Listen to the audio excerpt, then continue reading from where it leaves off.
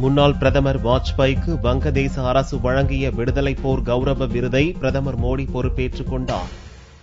வங்கதேசத்துக்கு சனிக்கிழமையன்று சென்ற பிரதமர் நரேந்திர மோடி அந்நாட்டு பிரதமர் ஷேக் ஹசீனாவை சந்தித்தார். அப்போது வரலாற்று சிறப்பு மிக்க இந்திய வங்கதேச நில எல்லை ஒப்பந்தத்துக்கு ஒப்புதல் அளிப்பது உள்ளிட்ட 22 ஒப்பந்தங்கள் கையெழுத்தாயின. ஞாயிற்றுக்கிழமையன்று 2வது நாளாக பல்வேறு நிகழ்ச்சிகளில் கலந்து கொண்டார். முன்னாள் பிரதமர் வாஜ்பாய்க்கு வங்கதேச விடுதலை போர் கௌரவ விருது வழங்கும் விழா டாக்காவில் நடந்தது.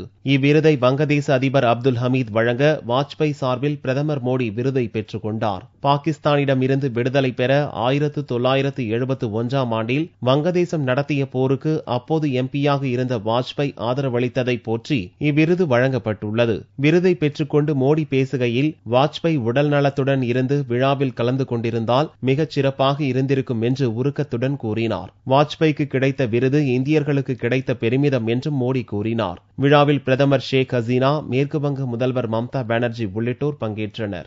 খুবই খুশি হতাম যদি শ্রী বাজপেয়ী আমাদের মাঝে উপস্থিত থেকে পুরস্কারটি গ্রহণ করতে পারতেন, কিন্তু তার শারীরিক অবস্থার জন্য তিনি এখানে আসতে পারেননি.